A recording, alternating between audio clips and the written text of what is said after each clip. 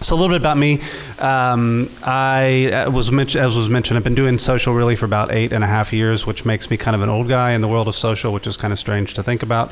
But most of my background is marketing and strategy work. I was at the Home Depot, as was mentioned, and I've been with IHG for 5 years. But I've really focused on finding ways to get things done inside of a large organization. So finding ways to be creative in that sense. On a personal note, I did just get back from vacation on Saturday night.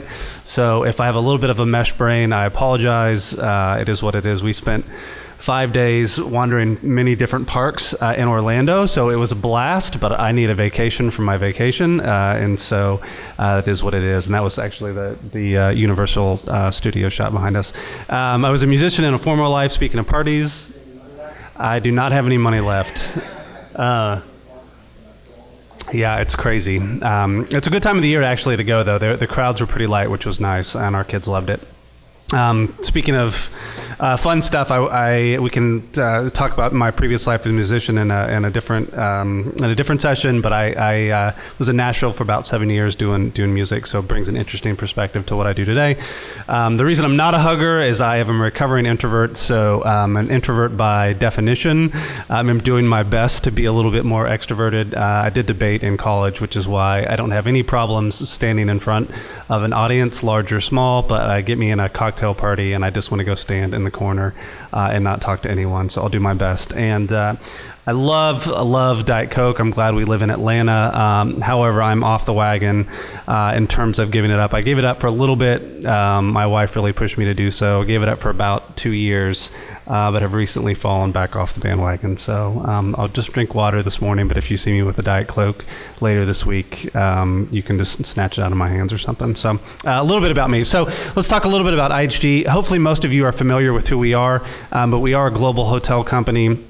The brands that we are responsible for or manage are sort of listed there on the bottom. So anything from Holiday Inn and Holiday Inn Express, which you're hopefully very familiar with, to some of our newest brands like Hualux, which is a Chinese-only high-end brand, as well as some extended stay brands like Staybridge Suites and Candlewood Suites.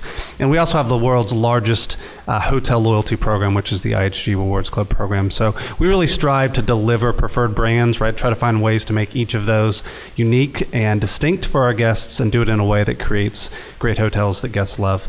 But I thought I'd start with a deep thought. I know it's Monday morning, but we'll do that anyway. And for me, it was really interesting to come to IHG from retail, because if you think about hospitality and sort of what it stands for at its core, it really is about being friendly and generous and entertaining guests, visitors, and strangers. And so it's a really nice, natural fit to what social is really all about. It's really all about creating that bond, that sort of two-way communication, the dialogue, the relationships that can come out of social. And I sort of ask, somewhat rhetorically, can we really deliver true hospitality as IHG if we don't engage on social platforms? And I think the answer is probably, easily no, right? That is a sort of core part in what we have to do as we think about being in the business of hospitality as hoteliers and as those that deliver experiences.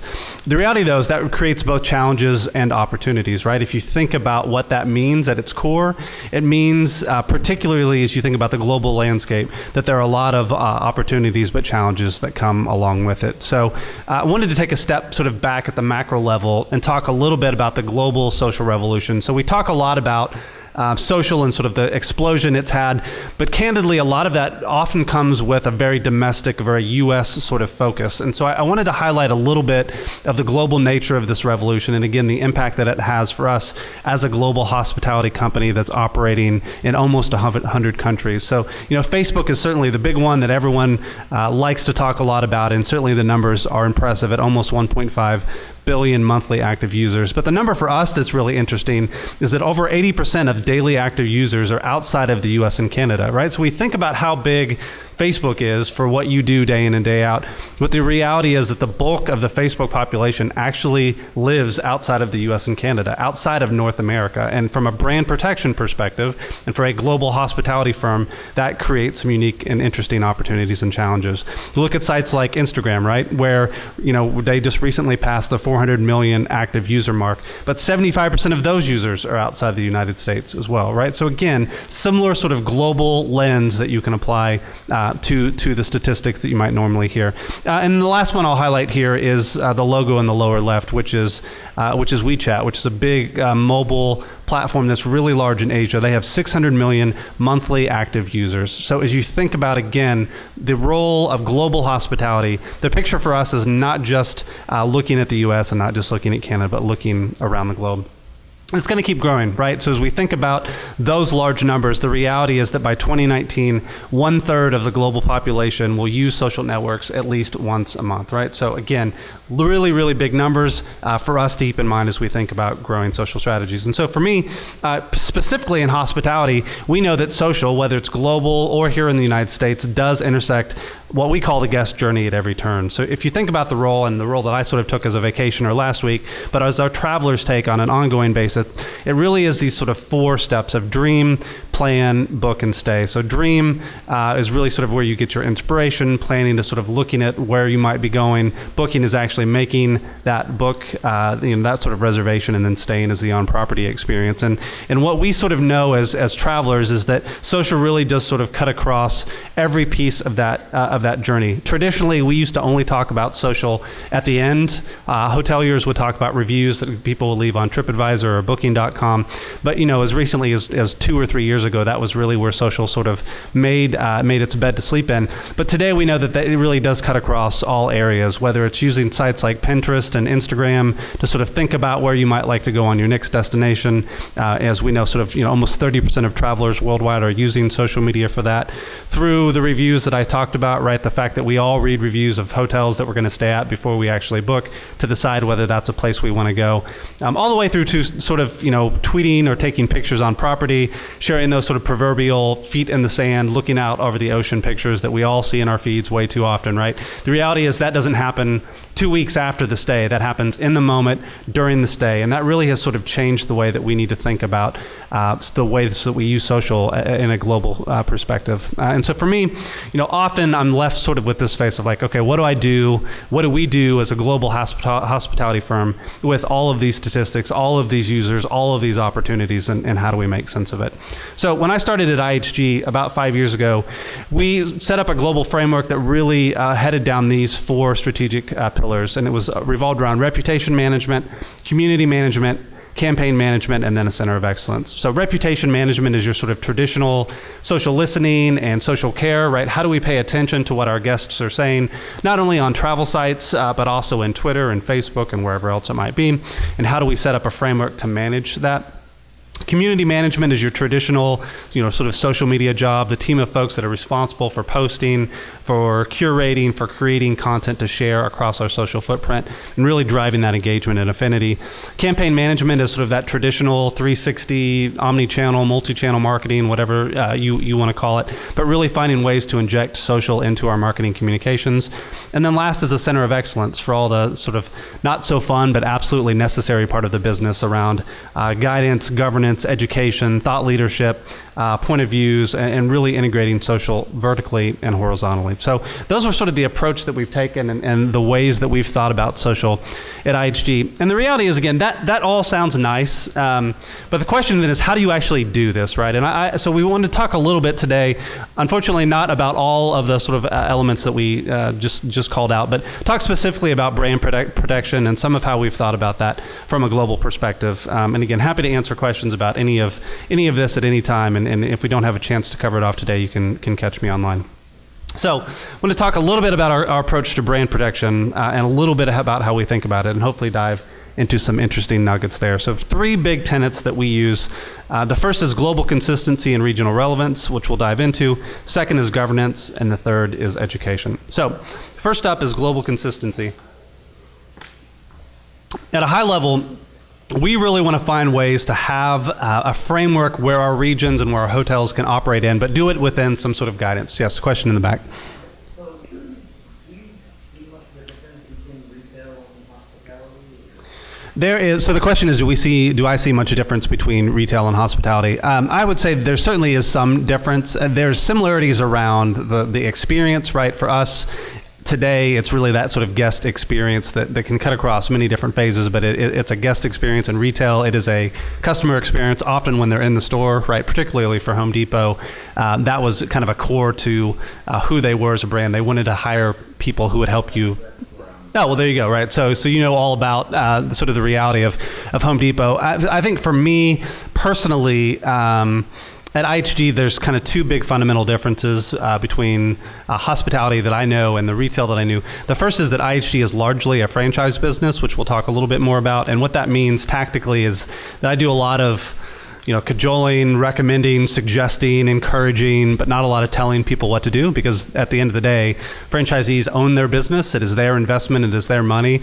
And as long as they operate within this sort of framework, they have the ability to do whatever they want to do. And so Home Depot is an example, and other retailers like Target or Walmart own all of their stores. So if there's a store that's taking activities that they would really not want to see happen, they can tell the store to stop doing it, and the store has to stop doing it because it's an owned model. So that was the first big difference. The second for us at IHG, different than again sort of Home Depot as the example, is that IHG is global in nature, which was some of the attraction and the challenge when we sort of started.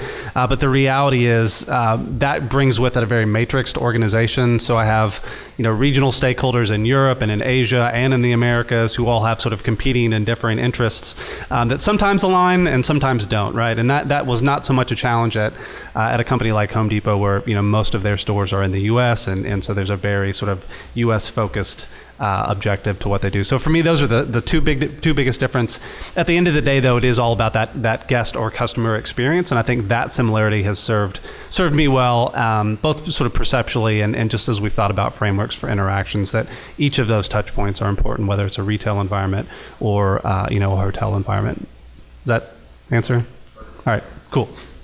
It's actually a good segue, though, into again, why global consistency and regional relevance is so important, right? So in that same sort of spirit of having stakeholders in Europe, we want Holiday Inn as an example to mean and to be what Holiday Inn is, whether you go to one, up the street in Atlanta or whether you're, in Singapore someplace. That Holiday Inn brand should stand for things. But we know that there are regional differences, right? And there are regional variations, whether it comes to things like breakfast offerings, right? Our European peers eat different things for breakfast than we do here in the States. And that's fine, and that's a way that we can deliver a consistent experience with some variation inside of a framework. And so we want to make sure that we are creating a framework that allows for that but keeps some consistency with it. So I'm going to talk about, for social specifically, a few of the ways that we have brought that sort of global consistency but regional relevance to life. And there's actually several. The first is that we really feel like global consistency begins with that foundation of social listening, which I talked a little bit about. So this model is one that we've really tried to drive home for our regions and really encourage people to think about as they're thinking about the ways that they listen. So for us, it's all the way from sort of what we would call exploratory listening, right? Thinking about what is being said about breakfast globally and the tools that we may use down for that, all the way down to sort of operational listening, which is really what's being said about a specific hotel's breakfast offering as sort of an example. And how do we find ways to use the same platforms to do each of those layers of listening across the board globally, so that there isn't, a variation in tool, a variation in search term, a variation in semantics, a variation in sort of tone, that all of the tools that are being used in a consistent fashion, and the ways that each of those are approached are done in a consistent fashion, so that, again, we don't have Europe coming up with one conclusion, Asia coming up with a different conclusion, and the Americas sort of coming up with a third. So it starts with this sort of foundation of social listening, which then very tactically leads into reputation management that can be governed through a consistent set of rules. So for us, for our hoteliers, at the hotel level, this is the way that we encourage, again, don't force them to, but strongly encourage them to manage their guest reviews. So for us, we ask them to respond to 100% of all their negative reviews. So for us, that's 1- and 2-star reviews on sites like TripAdvisor, Booking.com, our own guest reviews program. They respond to at least 80% of positive reviews. So again, we don't want them just responding to the bad, but also responding to the good, to let our guests that do have positive experiences know that we hear them and that we're appreciative of their feedback. We ask them to do it in a timely fashion, so 48 hours to 72 hours, Candidly, it's longer than we would like for it to be, but it is what it is, right? In the worlds of reviews, it's something that's a sort of happy medium that we've been able to get to with our franchisees, where they don't feel like we're beating them down too hard, but they don't feel like we don't feel like it slipped too much. And then we give them some degree of priority, right, in terms of how they think about responding to reviews. So we have our own guest reviews program on our branded websites. That's most important, and then we follow up with TripAdvisor and Booking.com, depending on the region that you're in. So again, for those of you that are familiar with the European market, Booking.com, which is still growing here in the States, is the 800-pound gorilla from a review perspective in Europe. And so we pay a lot more attention to Booking.com in Europe and in Asia than we do in the States. And so again, we allow for that sort of regional variation to happen.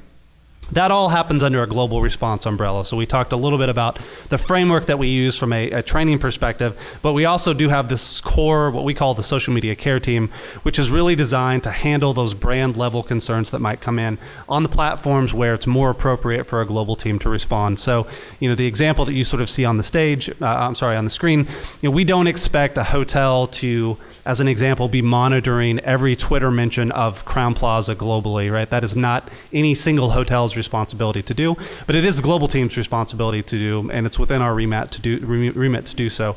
And then as we see issues that are specific to individual hotels, we use consistent tools to be able to forward them those concerns and those challenges so that they can address them directly. So again, we've established a global team that's focused on 4 different languages with processes in place for many others, focuses on a handful of sites with specific parameters around it, and then leverages common workflows and common tools to ensure that if there is a concern, again, that comes in via Twitter that is for an individual hotel, that we can get it to the right stakeholder at a hotel for them to be able to address it. Because ultimately, we do believe that at the end of the day, a guest wants the hotel where their concern is happening to address the concern, right, and for it not to be a corporate team. And so anything that we can do to facilitate that is going to be in our collective best interest. So this is a sort of process and a team that we have set up to help manage both that individual hotel level reviews as well as sort of the global feedback that we get on Facebook and Twitter and beyond.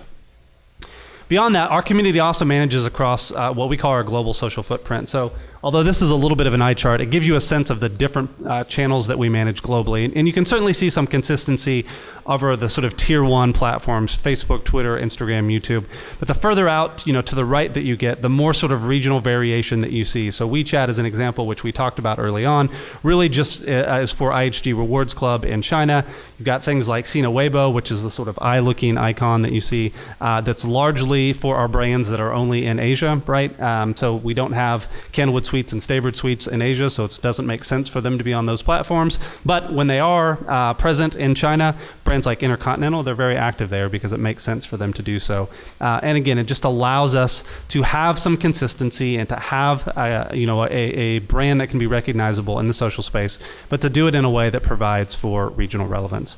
And that footprint is also managed, again, as I sort of mentioned, with the regional relevance in mind. So a few examples of this. First is Facebook. Again, I don't know how many of you have ever actually clicked on the 3 dots on the right-hand side. Probably very few of you if you don't deal with a global firm, and that's fine. But next time you're doing it, particularly for my brand, maybe as an example, you would see a drop-down menu that shows you the sort of switch region option. And what this is actually what Facebook calls their global page infrastructure. It allows you to manage essentially separate pages behind the screen that present a seamless user experience to an end user. So this is what you're seeing on the screen is what the global Holiday Inn page looks like. If you switch that to the European region, this is actually what a European user would see. So if I was in Europe, Facebook has a little bit of black magic and a black box formula, but ultimately, if I was in the UK and I lived in the UK and I went to Facebook/Holiday Inn, this is the experience that I would see automatically without sort of any redirecting to different pages. There's a different experience for Asia. There's a different experience for the Americas. Behind the scenes, they're all managed as separate pages with different content calendars, different photo assets, different video assets, different cadences. But to an end user, it looks like one seamless experience. And so it was something that we actually baited with them a couple of years ago when it first came out. And it's something that's been really valuable for us as we've thought about managing, again, different content, different languages, different nuances of campaigns, but doing it through a global infrastructure that allowed for that consistency. So again, you can see that the avatar, the Holiday Inn logo stays the same, but the cover photo can be different, the content can be different, the languages can be different. All of that is a way to provide consistency, but within a framework that allows for variation. Are you using metrics as it You do. Just for the sake of the camera, the question was, do you still get metrics for all of the different pages? And the answer is yes. So there are a couple that are all rolled up together that you can't sort of separate out, but almost all of the metrics do come out in sort of post by post level analysis, sort of trends over time. You can see how many fans you have in one country versus another. All of those sorts of things you can see both natively and then if you use a management platform. So this sort of consistency is something that we use across all of the social channels. So we talked a little bit about Facebook, right? Sort of this regional pages structure that we have. And that is also vetted with a rigorous process. If a new country comes along, or not a new country, but a new marketing stakeholder comes along and says, hey, I really think I need a new Facebook page to do something. We have a process that the global team manages that allows for that team to sort of vet whether they need to do a new page or whether they just need to think about geo-targeting, right? Is it just for a campaign? Is it something that's only going to live on for a couple of weeks or a couple of months? Is it something that has dedicated resources? Is it something that has funding behind it? And usually, honestly, when we ask those questions, most regional stakeholders say, no, we don't really have any of that stuff. We just want to be able to post a couple of messages to a specific audience. And so we use geo-targeting to be able to do that. But they know that there is a vetting process that they can put in place. Honestly, we also manage the bulk of the relationship with key vendors, right? So we have sort of global account leads for Facebook and for Twitter and for Instagram and for a handful of other platforms. So should they be approached by some sort of internal IHG folks who are looking to do this, our reps often come to us and sort of make that connection as well. So that's very helpful. In addition to Facebook, right, we can also do micro-targeting, which just means at a city level, right? So if at a very granular level, we had a campaign that was just for a specific city here in Atlanta, we did have done a handful of things in different markets that are just for that market. We're able to use this structure to be able to target in a way that can really meet the needs. For Twitter, we really think about regional hashtags and geo-targeting rather than setting up separate handles. So again, there's a single Holiday Inn Twitter handle. There's a single Hotel Indigo Twitter handle. There's not a Hotel Indigo Europe or a Hotel Indigo Asia. It's all done under a single handle, and then we use regional hashtags and again geo-targeting there to manage our footprint and to provide that consistent experience. Same is true for Instagram. So the example you see to the right is the global Hotel Indigo Instagram. And you can see the sort of notation at the beginning of the handle that suggests that the content is just for our European audience. This was actually for a contest, which is why we called that out specifically.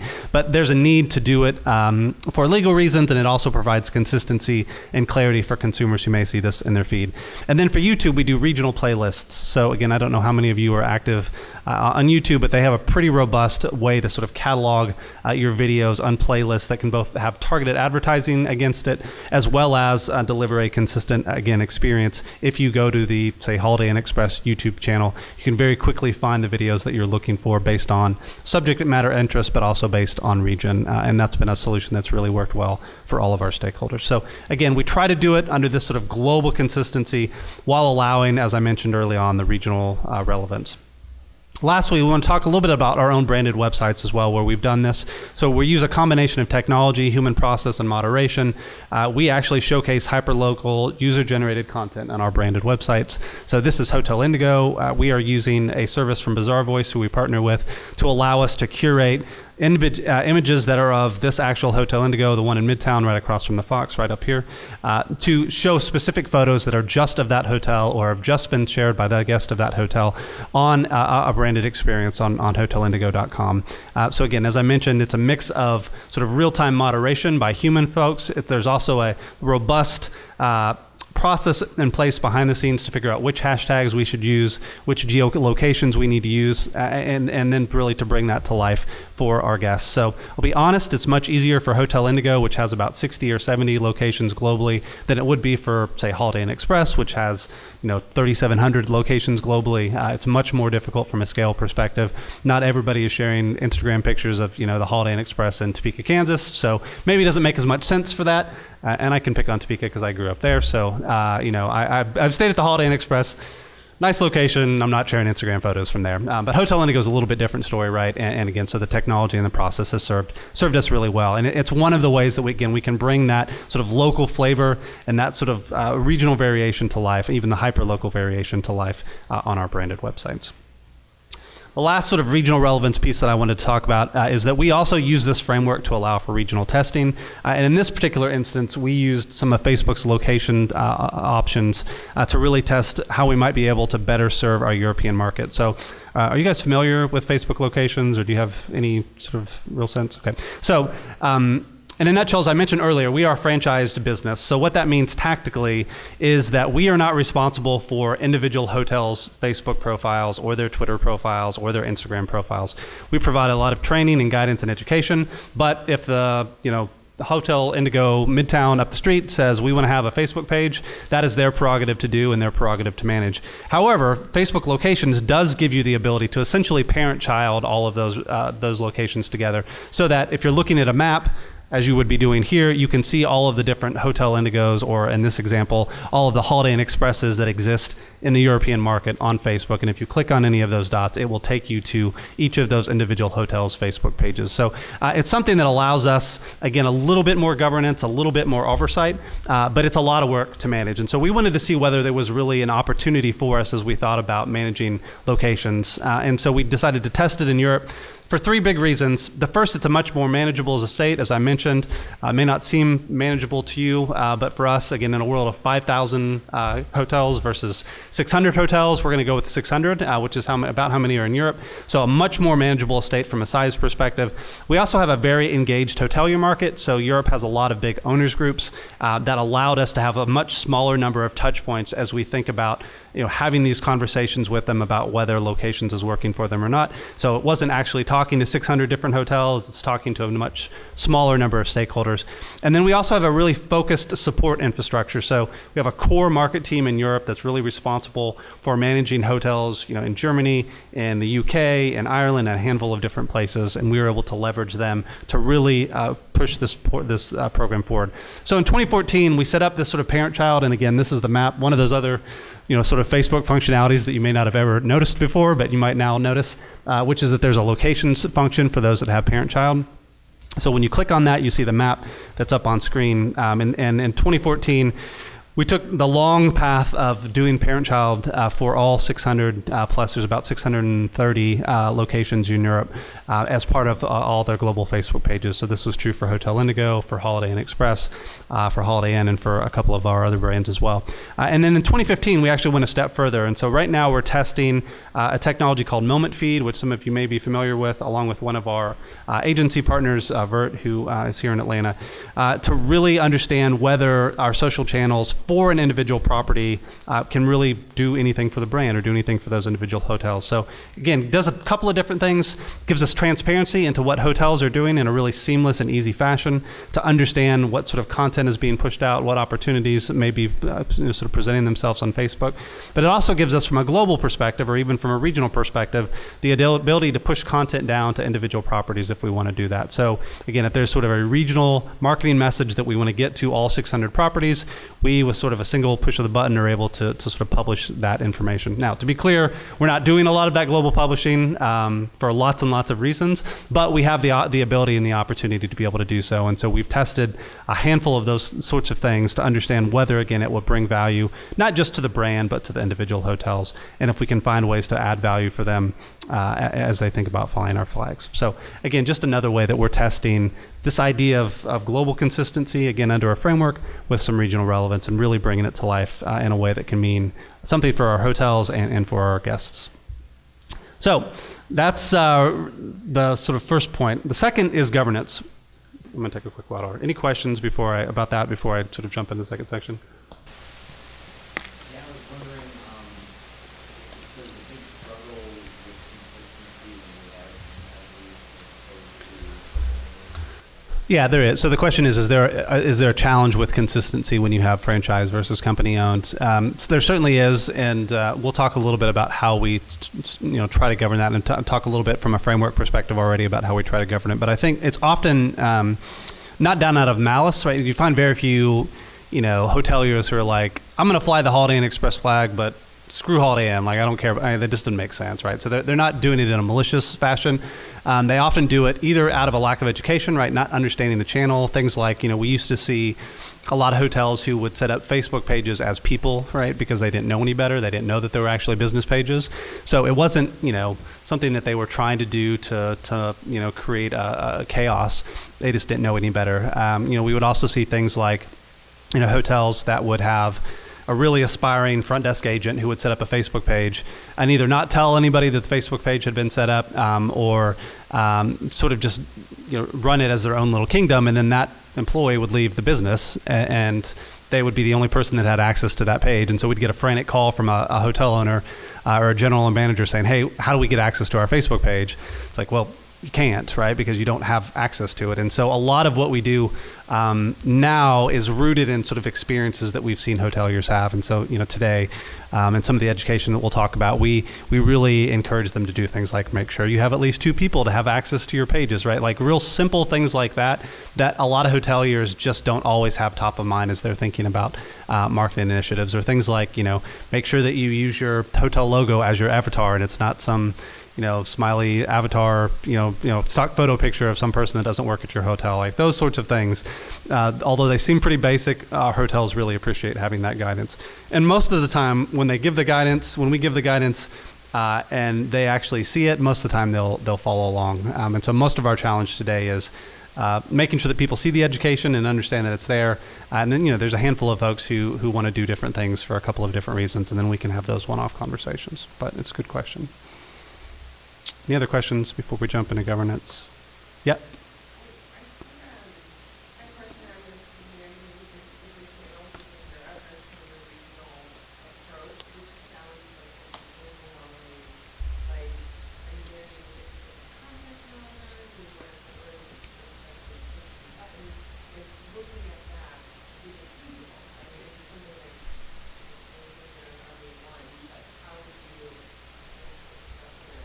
Yep. So again, for the camera, the question was, how do we think about managing, sort of 50 different profiles in Europe, as the example, and it seems a little overwhelming. So I would say a couple things. So at the end of the day, we are not managing 50 different calendars for hotels real tactically. We do have sort of global, or in this instance, a regional calendar that can kind of inform the region or those hotels in the region of what's coming. So again, if there's a big brand campaign for that hotel, here's some content that we might suggest for you to use. But at the end of the day, it's still on the hotel to say, yes, we want to manage our Facebook page, actively. We're going to post 7 times a week rather than 3 times a week, or we're going to use this content and not use this other content. So that at that level of granularity, we're not managing, and I don't think we aspire today to manage all 5,000 hotels globally.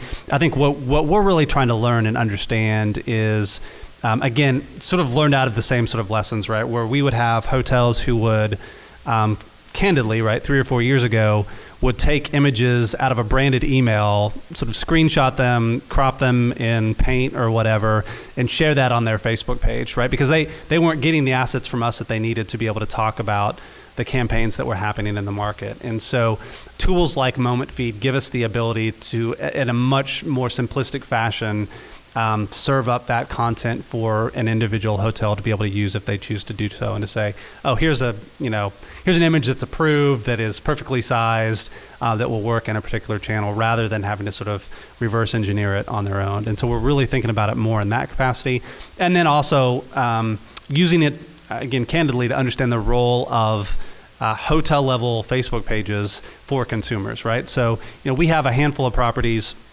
that we would consider destination properties. So again, if you think about, I said I was just in Orlando, right? There's a Holiday Inn in one of the handful of Holiday Inns in Disney. It's not on property, but it's in whatever downtown Disney is now called. They just changed the name to something else. Anyway, it's super close to the property, right? It's one of the Disney preferred hotels. And that Facebook experience, right, is completely different than the Holiday Inn Express in Topeka. So we, again, just being honest, do coach hotels to be very strategic about where they choose to play in social, and are not afraid to tell hotels that, again, if you don't have the resources, if you don't have the content, if you don't have the time, it's okay to not be on Instagram, to not be on Snapchat, to not be on Facebook, right? There are good reasons to be there, but there are also reasons not to be there. And so I say all that, say at a guest level, we're trying to understand what makes sense for hotels to do as a hotel on Facebook versus a brand, and sort of where the differences are. So again, what content at a hotel level is really unique and interesting. What cadence, how often do guests look for updating? How do things like patterns change? Meaning, again, using myself as an example, I stayed at one of our properties and was paying much closer attention to that hotel's social activity while I was there, but now, we're not going to go back to Orlando for, a few more years. So I'm likely to unfollow and not pay any attention to, right? And do you see that sort of cycle happen, or are there people just sort of, they choose to follow and then don't bother unfollowing and sort of plug into that hotel? So trying to understand some of that so that we can better inform our hotels as they think about using social strategically. What is the right play for them? Where are they best served in terms of spending their time and resources? So it's a long answer, but it's less about managing 50 calendars, and it's more about providing those insights and gathering those insights so that we can then share it out with the rest of the world and figure out what makes sense. Yeah. Cool. So, sorry, just looking at the time quickly. All right, we're good. So governance. So this is a little bit more straightforward, right? As we've talked a little bit about, we're able to maintain governance on several different levels. We talked about the footprint guidelines and sort of what goes into that, how we think about starting new channels, how we make sure that my sort of global team and the regional teams are aligned about how we want to think about setting up new pages. But then for hotels and for our corporate stakeholders, we look at things like global digital standards. So those are much more focused on our hoteliers. There are a few things, back to your question earlier about what we can tell them to do. I literally have like 4 things that I can actually tell them to do, but we do monitor that, right? And there are global digital standards around that. Unfortunately, it's things like, make sure that your Facebook page is up to date, which means that you've updated it in the last 90 days, right? It's better than not having it at all, but it's not maybe the level of detail that we would like. But it is something that we can watch and it can help us maintain the health of social channels, not just for hotels, but for the global brand, so that you don't have a guest that shows up on a hotel's Facebook page that hasn't been updated in 2 years and looks really bad from a brand and hotel perspective. And then, as most large organizations do, we have a global social media policy that's more focused on providing guidance for employees, right? So again, in this sort of spirit of governance, how do we make sure that with FTC regulations and other governmental regulations in other countries that we are following the policies that we need to so that we don't get ourselves fined or in trouble. And we're also global social platforms, not so much the channels, which we've already talked about, but platforms, so technology such as the content management systems that we use, the workflow tools that we use, all of that is managed globally. Things like who actually has a seat, who has a license to use that technology, what does the product roadmap look like? So how do we encourage vendors from a global perspective with regional and local input to think about changing their product roadmap to meet the user needs that we have? A lot of the communication as these sort of roadmap enhancements come along comes out of the global team, and then sort of the stakeholder management that comes along with that as well. We also have a pretty robust vetting process for new technologies. So like many of you probably, I get a lot of emails, a lot of sort of cold call spam emails. And one of the things that keeps me up at night is probably the one diamond in the rough that I'm never going to read because I don't go through all of my spam email, right? So we've created a process that helps us vet that a little bit more consistently, to have a short sort of form for vendors to be able to fill out. And then once a month, we review the ones that sort of score highly and actually have phone calls and meetings with them to help us have a better sense of technology and innovation that might eventually be useful and worthwhile for us. And that, again, that's managed globally, and that's the way that we govern the platform. And then the last is, again, we want to be the enablers and not the knowers, right? So we want to be the folks that can really connect dots inside of the business and aren't perceived as the ones who just say no to everything. No, you can't create that page. No, you can't sign up with that technology. No, you can't do this. Nobody wants to be that, and frankly, that doesn't add value to the business. So we feel like these sort of principles allow us to help connect dots, to help provide more enablement for folks who are looking for better ways to manage their social platforms. And lastly, I thought I'd share this example. We've talked a little bit about employees. I'm not going to take credit for this because it really has been driven out of our global brand team, which is something that is outside of my remit today. But we did provide some governance and best practice to help enable this Life at IHG hashtag. So again, probably similar to a lot of your companies. We have a lot of employees who like to share on social, and this specific hashtag, through communications and through some governance and clearance, has allowed for employees around the world to share their experience of working at IHG, and they actually use it as a core part of the employer brand website to help encourage folks to work at IHG. And again, as you can imagine, a year and a half ago when this hashtag didn't exist, there were people using lots of different variations, lots of different hashtags, lots of different ways that it was sort of denoted, and this has really streamlined it and done it in a way that's created a really unique and impressive array of social photography. So last, as we head into it, is education. So we talked about governance, we talked about regional consistency, or regional relevance and global consistency.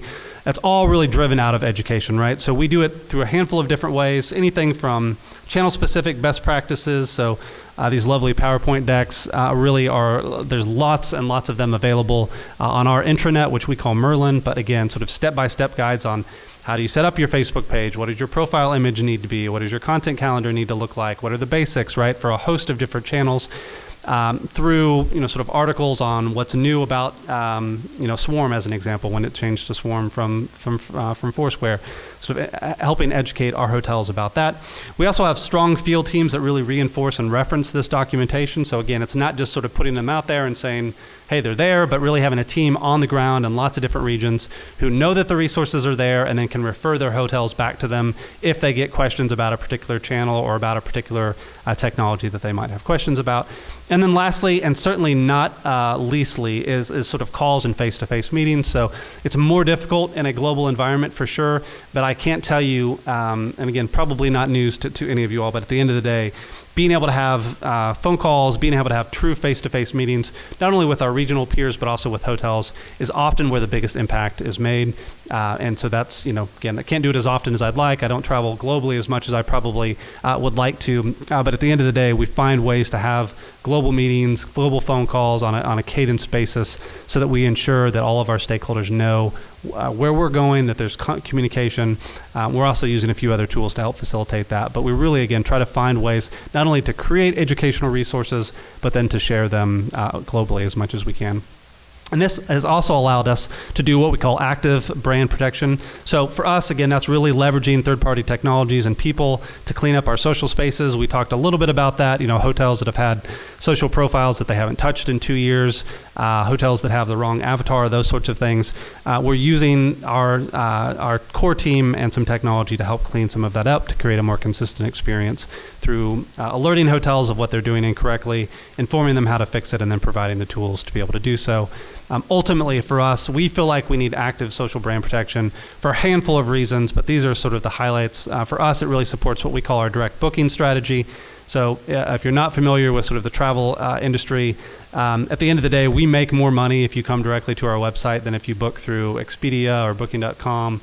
They are essentially travel agents, and we pay them a commission is a real sort of easy way to think about it. So anything that we can do to encourage hotels to send traffic directly to our websites is going to be better both for them and for us. And unfortunately, that doesn't always happen on social. They might drive them to TripAdvisor. They might drive them to Expedia. And so we try to find ways to sort of reinforce that with brand protection. It helps our overall online reputation. Again, we don't have guests showing up at hotel pages that aren't active. It improves guest engagement, and ultimately it supports this idea of this consistent global footprint by helping us catalog an accurate number of location pages. So lastly, I just thought I'd do a quick grab bag of sort of closing thoughts as we've talked some about this. So the first is to make sure that you know your organization. So again, I've talked a bunch about sort of the idea of franchise versus manage, but it's certainly important here, right? You need to know what you can actually manage and control versus what you can only influence, and sort of build your strategy around that as you think about finding ways to manage your brand. Again, whether that's in a country, whether that's in a state, your sphere of influence is really going to control what you can control, and you need to make sure that you're aware of that. Second is to make sure that you're measuring at least something, right? Don't just set out to do brand protection and be like, we're protecting the brand, but not know how you're measuring that, right? For us, it means a couple of different things. It's things like actually managing review response rates and looking at those reports on a weekly or monthly basis for all of our hotels globally and understanding where there are opportunities. That's one of the things that we measure. We measure sort of core performance, right? What percentage of our Facebook pages do have the updated logos that we need, and sort of what action have we taken on those. So make sure that even in the spirit of brand protection, that you're not just sort of aspiring to protect your brand, but that you're holding yourself accountable to specific metrics, much like you would any other area of the business. Third is dedicate resources where you can. I'm lucky to have some dedicated resources for brand protection. So my global team outside of customer care is about 15 strong. And so, I'm really I've been fortunate to build a business case to have some folks that are focused on brand protection and focused on education. But for you, that may not be internal resources. It may be an agency, or it may be a small part of your time. But again, don't just manage your brands passively from a brand protection. Make sure that you're actively doing that, whether it's with a few hours yourself, with a dedicated person, or with an agency. And lastly, just remember that you're always going to be an evangelist in this game, right? It is certainly true in the world that we live in, given the turnover that we have at hotels, that we have to sort of be reinforcing education and standards and best practices on an ongoing basis. But the reality is that things like brand protection are not things that are always top of mind for stakeholders around your business. Even social, as much as we like to think it sort of entered the mainstream, is really not as top of mind to all of your marketing and communications and operations peers as we may like for it to be. So that remember, you're always going to be needing to evangelize why social is important, why brand protection is important, why these things are actually important to the business. Because if you don't, no one else is going to do it, and you'll be left sort of cleaning up the mess after the fact. And it takes a lot of energy, especially, as I said, for this sort of hand-raised introvert, but it's something that's necessary to do to really drive your business forward. So with that, I'll sort of leave you with this idea of being awesome, and we talk a lot about awesome sauce. We are big fans of doing everything that you can to be great partners and to deliver in true awesome sauce ways. So hopefully some of the tips today will help you do that inside of your business. But like I said, I'd be happy to answer any other questions at this point, or just you're welcome to send them to me via Twitter if you think of them after the fact. So thanks. Any questions? Any other questions, I should say? Silence. All right, cool. Thank you guys very much for coming. I know it's Monday morning. I appreciate it. And like I said, seriously, don't hesitate to send me a tweet. I'm on LinkedIn, all that sort of stuff, if you've got questions or if you think of something after the fact. So thanks again. Enjoy the rest of your week.